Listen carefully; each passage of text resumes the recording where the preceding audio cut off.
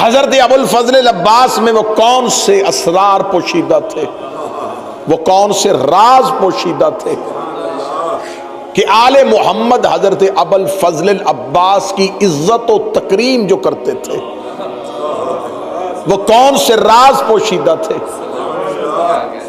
حضرت ابو الفضل العباس کے لیے کوئی اس میں دوسری رائے نہیں ہے۔ تمام شیعہ مورخین نے لکھا کہ حضرت عباس کے لیے علی نے دعا مانگی تھی، مولا علی نے اللہ سے دعا مانگی تھی، اور دعا ہمیشہ حجت اپنے ناصر کے لیے مانگتی۔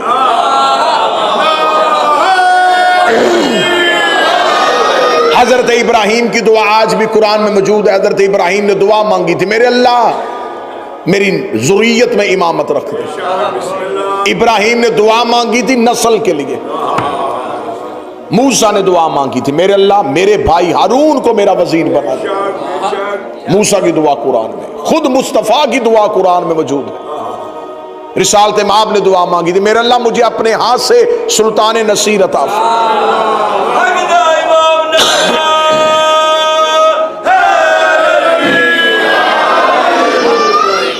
ہر حجت دعا مانگتی رہی۔ ابراہیم نے دعا مانگی امامت کے لیے، موسیٰ نے دعا مانگی ہارون کے لیے، پیغمبر نے دعا مانگی علی کے لیے، کیونکہ جب ابراہیم دعا مانگ رہے تھے تب نسل میں امامت نہیں تھی۔ گفتگو شروع ہو چکی جناب۔ جب حضرت ابراہیم نے دعا مانگی اس وقت حضرت ابراہیم کی نسل میں امامت نہیں تھی۔ جب موسیٰ نے دعا مانگی اس وقت ہارون وزیر نہیں تھے۔ جب نبی نے دعا مانگی نبی کے پاس کوئی اپنی رسالت کا گواہ اور مددگار نہیں تھا۔ جب علی دعا مانگ رہے حسن اور حسین ہیں۔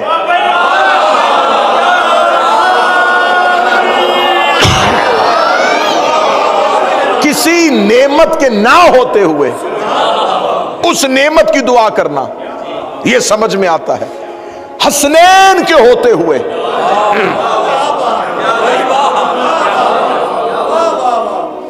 چلے میں جملہ پھر کہہ رہا ہوں، مصطفیٰ کے بیٹوں کے ہوتے ہوئے علی اللہ سے بیٹا مانگ رہا ہے۔ یا علی جب حسنین موجود تھے تو پھر آپ نے اللہ سے دعاؤں میں عباس کیوں مانگا؟ فرمایا میں علی زمانے کو بتانا چاہتا ہوں عباس علی کو بھی مانگنے سے ملتا ہے۔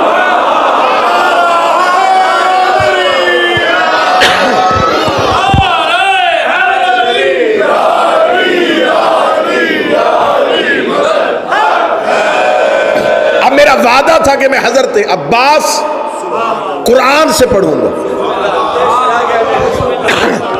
بہت سی ایسی قرآن میں آیات ہیں جن کا مصداق صرف اس دور میں نہیں ہوتا، آنے والے دور میں بھی ہوتا۔ بڑی آیات قرآن میں ایسی ہیں جن کا مصداق اگر اس دور میں نہیں تھا تو وہ آنے والے دور میں تھا۔ جیسا کہ میں نے اپنی پہلی تقریر میں کہا تھا کہ خدا جب کافروں سے خطاب کرتا ہے تو صرف اس دور کے کافروں سے نہیں کرتا، اور جب مومنوں سے کرتا ہے تو صرف اس دور کے مومنوں سے نہیں کرتا، ہر دور کے مومنوں سے کرتا ہے۔ اب بہت سی آیات ایسی ہیں جو قرآن میں آئی پہلے تھی، مصداق ان کا بعد میں آیا۔ اب آئیے حضرت عباس قرآن سے شروع کرتے ہیں۔ ایک نبی گزرا ہے جس کا نام ہے شموئیل۔ یہ اللہ کا نبی تھا، بوڑھے ہو چکے تھے۔ اس دور کا کافروں کا بادشاہ جالوت تھا۔ قوم نے آ کے اللہ کے نبی جناب شموئیل سے کہا کہ آپ ہمارے لیے کوئی بادشاہ مقرر کریں۔ نبی آپ ہیں لیکن کوئی ہمارے لیے بادشاہ بنائے۔ اللہ کے نبی نے اللہ سے دعا مانگی، میرے اللہ میں بوڑھا ہو چکا ہوں، میں میدان جنگ میں جا کے لڑ نہیں سکتا۔ یہ قرآن میں پوری کی پوری کہانی موجود ہے۔ میرے اللہ مجھے میری قوم ایک بادشاہ چاہتی ہے جو کفار سے لڑے، میں کسے اپنا بادشاہ بناؤں، کس کو اپنے لشکر کا سالار بناؤں؟ خدا کی آواز آئی تم اپنا لشکر بناؤ، بادشاہ ہم چنیں گے۔ نبی موجود تھا لیکن بادشاہ اللہ نے چنا۔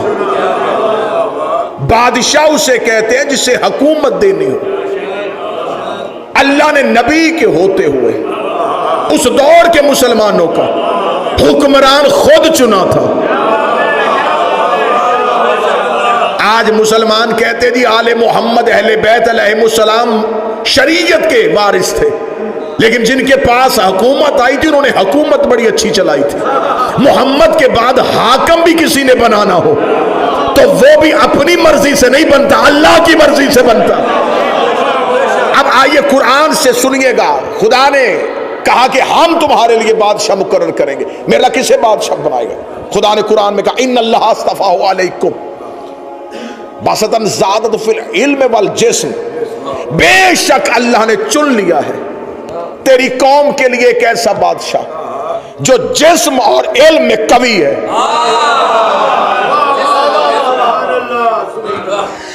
ہم نے کفار سے لڑنے کے لیے جسے چنا ہے، اللہ کہتا ہم نے چنا ہے. اور چنا کس بنیاد میں ہے؟ جسم میں بھی طاقتور. ذہن میں رکھیے گا کہ میں عباس پڑھنے لگا ہوں. ہم نے جسے چنا ہے وہ جسم میں بھی قوی ہے، علم میں بھی قوی ہے. میرے اللہ کون ہے؟ فرمایا طالوت.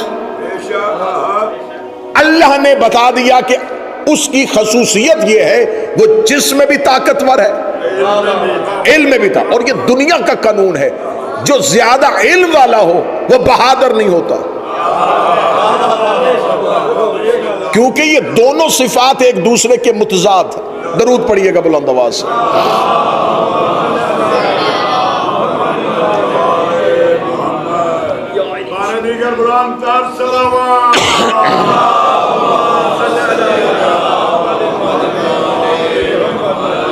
متوجہ بات کی جانا. خدا نے کہا جسے ہم چنیں گے وہ جسم میں بھی، بڑی گفتگو بڑے محتاط ہو کے سنیں، جسم میں بھی طاقتور، علم میں بھی طاقتور. کون؟ طالوت. اس دور میں ایک تابوت ہے جسے تابوت سکینہ کہا جاتا ہے. حضرت موسیٰ کے دور کا وہ تابوت تھا. دیوبندیوں نے بھی اپنی تفسیر میں اس تابوت کا ذکر کیا ہے کہ اس کے اندر تبرکات تھے، اور انہوں نے جو تبرکات لکھے ہیں وہ تفاسیر میں واضح طور پر لکھے ہیں. وہ جو تابوت سکینہ تھا وہ خود بھی تبرک تھا اور اس کے اندر بھی تبرکات تھے. خود بھی تبرک تھا، اس کے اندر بھی تبرکات تھے. اور دیوبندیوں نے بھی اپنی تفسیر میں لکھا ہے کہ جو تابوت سکینہ کے اندر تبرکات تھے وہ تبرکات کیا تھے؟ انہوں نے کہا اس کے اندر لوہے تھی، پتھر کی تختیاں تھی جن پہ تورات لکھی ہوئی تھی جو عرش سے آیا کرتی تھی. اگلی انہوں نے لکھا کہ اس میں حضرت موسیٰ کا پیرہن تھا، حضرت موسیٰ کا کرتا تھا، حضرت موسیٰ کی نالین تھی، حضرت موسیٰ کا عصا تھا. نبی کی نالین اور نبی کا کرتا تبرک تھا.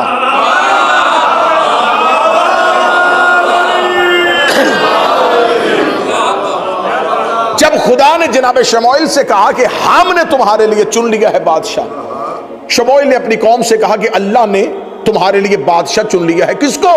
طالوت کو.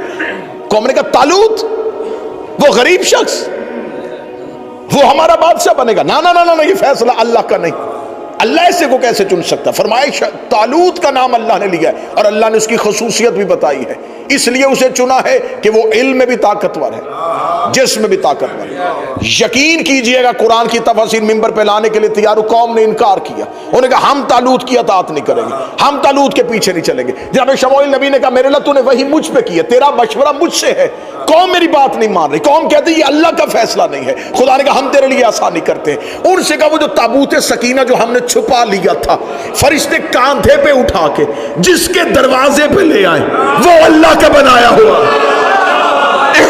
قرآن میں یہ جملہ نہ ہو، قرآن ممبر پہ ہے، قرآن ممبر پہ ہے. خدا نے کہا میں تمہیں بتا دیتا ہوں کہ میرا بنایا ہوا کون ہے. وہ تابوت سکینہ فرشتے کاندھوں پہ اٹھا کے جسے ہم نے موسیٰ کے بعد چھپا لیا تھا، جس کے دروازے پہ لے آئے.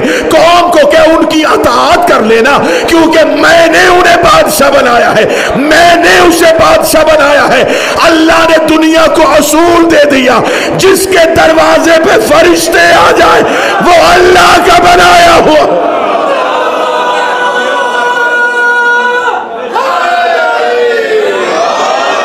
جس کے دروازے پہ فرشتے آئے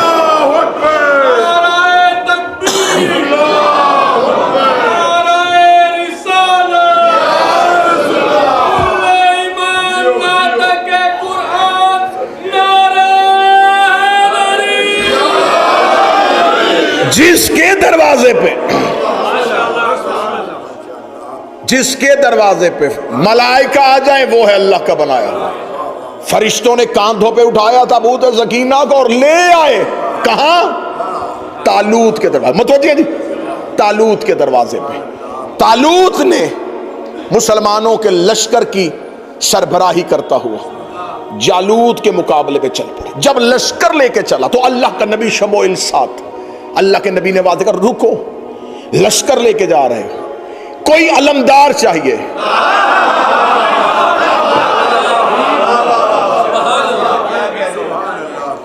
پوری کی پوری کہانی قرآن میں موجود ہے. اور یہ بات ذہن میں رکھ کے سنیے گا کہ میں نے کہا کہ بہت سی آیتیں ہوتی ہیں اترتی کہیں ہیں، مصداق کہیں اور ہوتا ہے.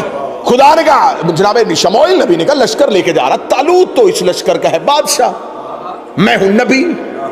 نبی کے ہوتے ہوئے، بادشاہ کے ہوتے ہوئے ایک علمدار چاہیے.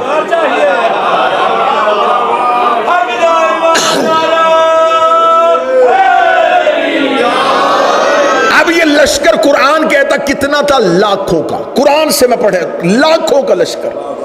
جناب شموئیل نبی نے کہا میرے اللہ تو نے فیصلہ کیا تھا کہ بادشاہ کون ہوگا، اب تو ہی فیصلہ کر کہ اس لشکر کا علمدار کون ہوگا. قرآن کہتا خدا نے فوراً فرشتے کو بھیجا. میدان جنگ میں کھڑا لشکر، میدان میں کھڑا ہے. یہ باتیں گھر میں نہیں، میدان میں لشکر کھڑا ہے. اور نبی کہہ رہا بتا کسے علمدار بنا. خدا کہتا ابھی اس تابوت سکینہ کو کھول، اس میں ہے موسیٰ کی ذرہ جس کے بدن پہ پوری آ جائے.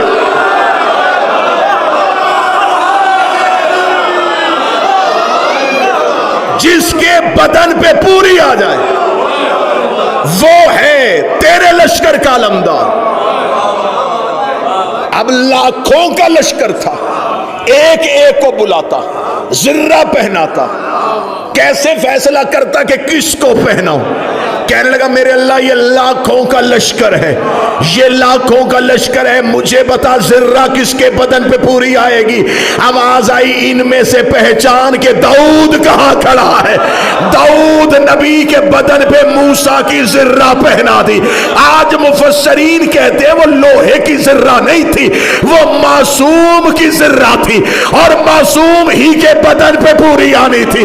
اس لیے کہ داؤد آنے والا نبی تھا، اور نبی کا لباس نبی کو آتا ہے، معصوم کا لباس معصوم کو آتا ہے. زبان کھینچ اس بندے کی جو کہتا عباس کی عزت نہیں تھی.